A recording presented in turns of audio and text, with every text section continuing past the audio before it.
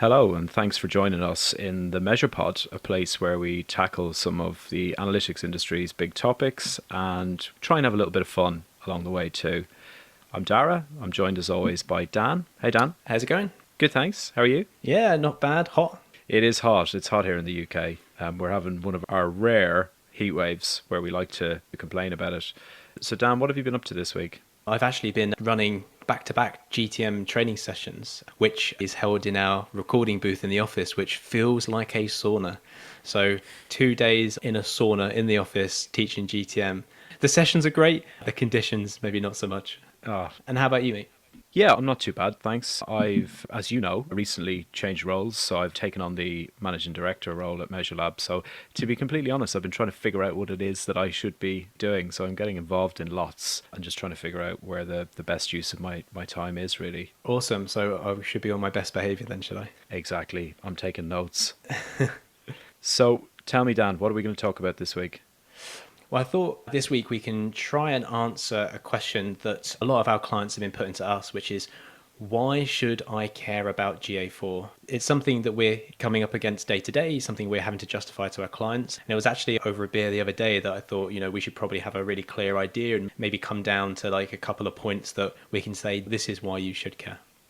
And I think I was probably asking you this very same question only a few months ago. So it is very much a hot topic, isn't it?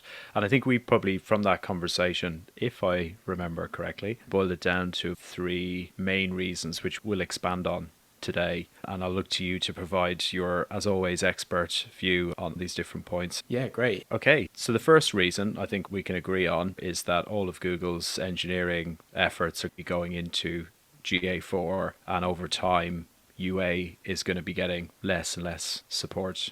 Is that fair to say, Dan? That's a really nice way of putting that we've got no choice, right? Which is maybe the less delicate way of phrasing it. But yeah, Google have said that all of their development efforts and their focus and their attention and energy is going on to GA4. So there is no longer any development happening in Universal Analytics the same way that when they moved from Classic to Universal, they did the same. They will support a legacy system, but they will not improve or make advancements on that tool going forward. It's not going anywhere, but who knows, right? We're in their hands, I suppose. So there's no need to panic straight away, but I guess at the same time it would be prudent for people to start the process of migrating over to GA4, running the two in parallel for a period of time to give them that chance to understand the new platform and the changes. Yeah, for sure. Parallel tracking is the stuff that Google are saying at the moment, and it's the kind of stuff that we're coming at it from too. We're not saying to switch off UA in any rush. We're saying that GA4 is the future, whether we like it or not. It's an opportunity while we parallel track, not to kind of test out GA4 and understand whether we want to use it. This is a perfect opportunity to learn it yourself so that when the inevitable switch happens, that we're kind of not worried about it. So it is what it is, right? Google have moved on to a new tool. We're like, okay, we didn't ask for it, but that's cool. Reason number one is, I maybe put it in a nicer way, but as you say, there's no choice really. And it's similar in that respect to when Classic GA moved to Universal, in the fact that there was always going to be a timeline before people were left with no choice but to move to the new version. But the difference this time around is the GA4 is actually a very different beast. One of the key differences I think that we were talking about is the fact that effectively everything under the hood has changed. And I think I'm right in saying that you would be of the opinion that it's maybe a little bit more accessible in some ways. Yeah, I think it's easier to understand. And I think I might have to justify that very quickly. As someone that's been using Universal Analytics for the last 6 years almost daily, the reason I'm saying it's easier to understand is purely down to the data model and how that works. So Google Analytics 4 just tracks events. It just joins these events together under a user ID or some kind of device ID, whatever it uses to stitch these together. And then you have a string of things that are happening in a sequence. And I think that's fundamentally a lot simpler to grasp than things like data scopes, right?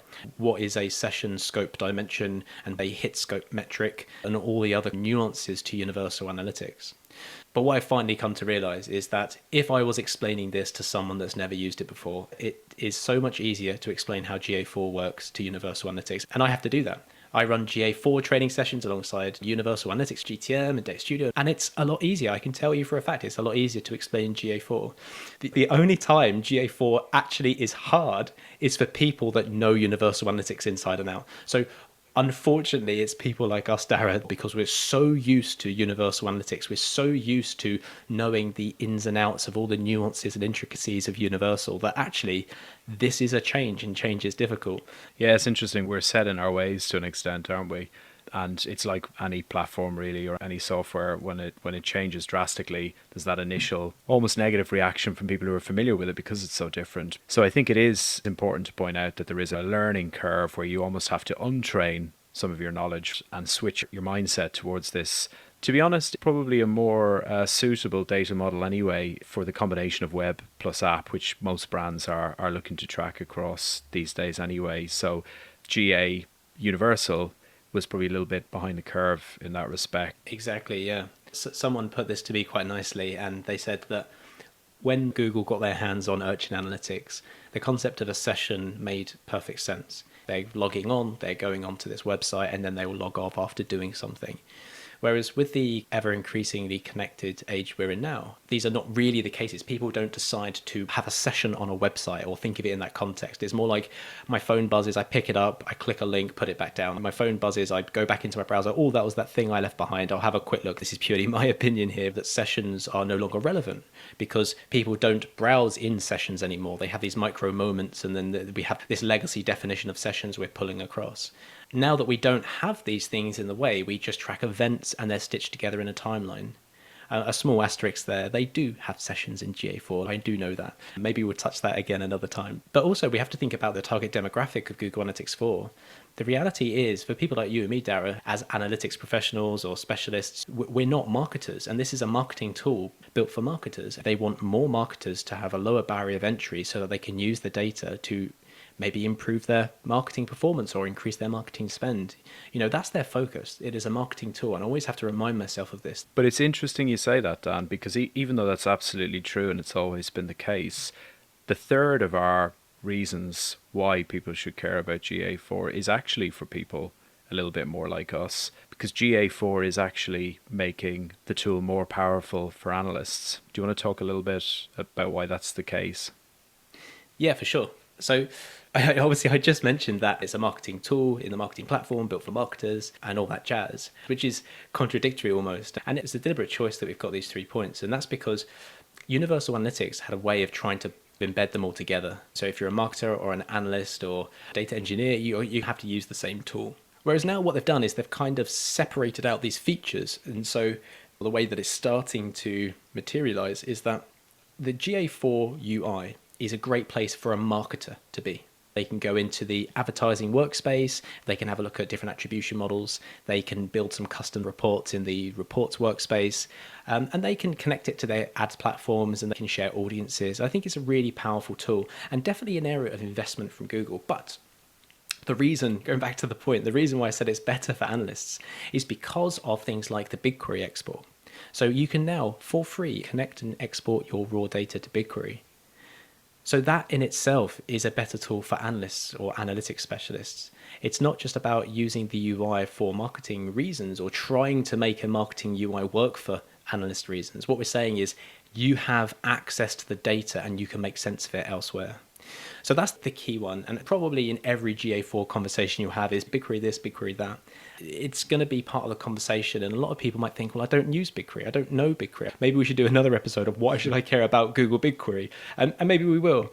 But the reality is that it's just a change from Google's perspective of who's using them. So if you're an analyst or you consider yourself an analyst or a data person in any way, turn it on, have a play. I think it's going to be the place for people like us to be using the data in the not too distant future.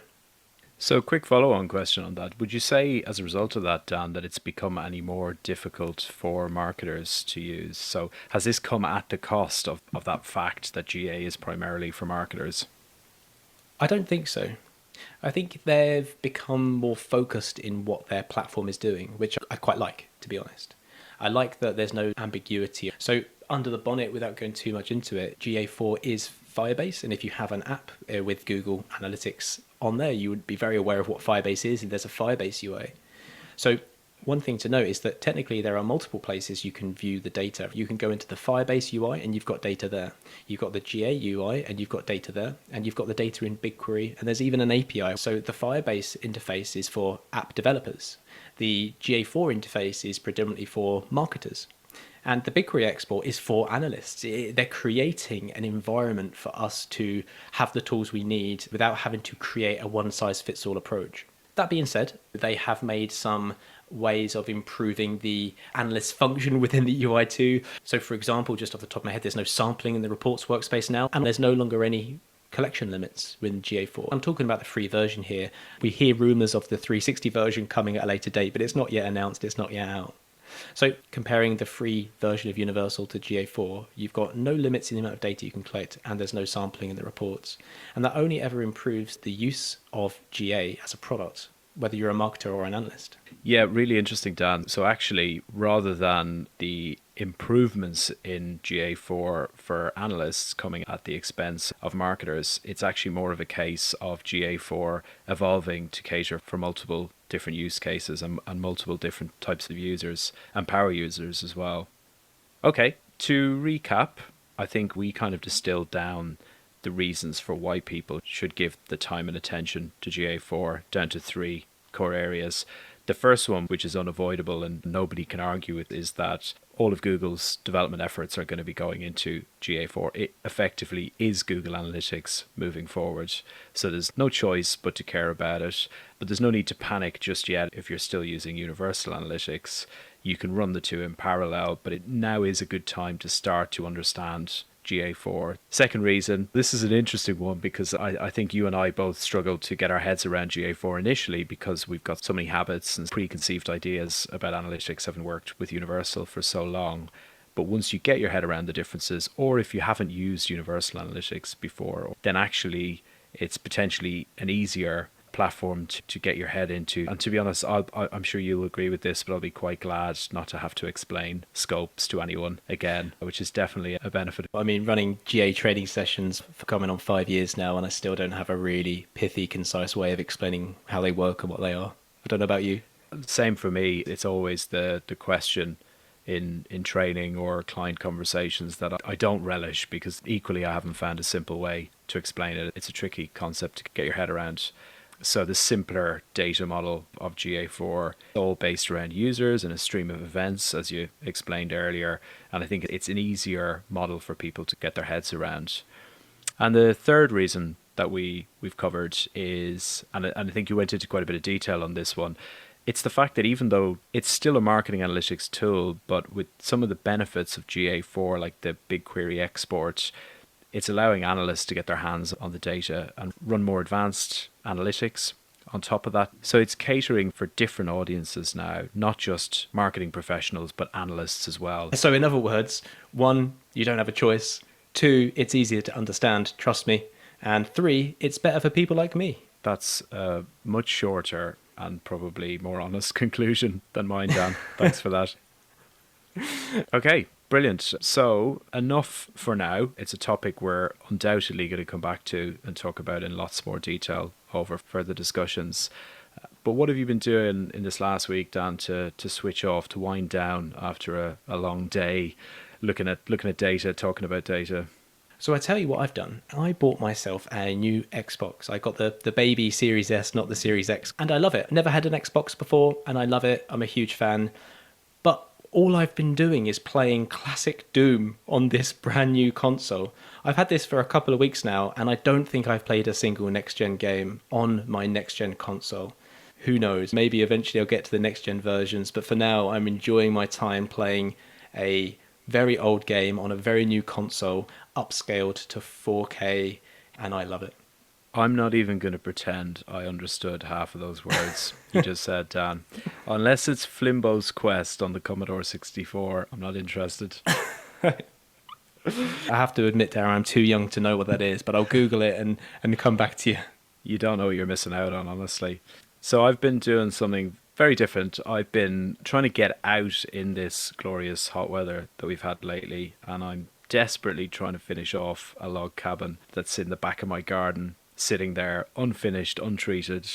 So I've been out there in the evenings after work and spending a bit of time at the weekends as well in the gardens, soaking up the sunshine. So that's you going outside and working on a log cabin, and that's me trying to hide away from the sun and the heat, playing Doom on my Xbox. Yeah, but when it's built, I'm going to put a Commodore 64 in and play Flimbos Quest. Amazing. Maybe we can get a nice little LAN session going, invite the Measurelab crew round. Why not? Do you know what a LAN session is? No. Smile and nod. Smile and nod. All right, enough of this mockery. Enough mocking me and my lack of gaming knowledge. That's a wrap for this time around. You can find out more about us over at measurelab.co.uk, or you can email us at hello@measurelab.co.uk if you've got any questions, or even if you want to suggest a topic of discussion for myself and Dan. Otherwise, join us next time for some more analytics ramblings. I've been Dara, as always, joined by Dan. Bye from me. And bye from me. See you next time.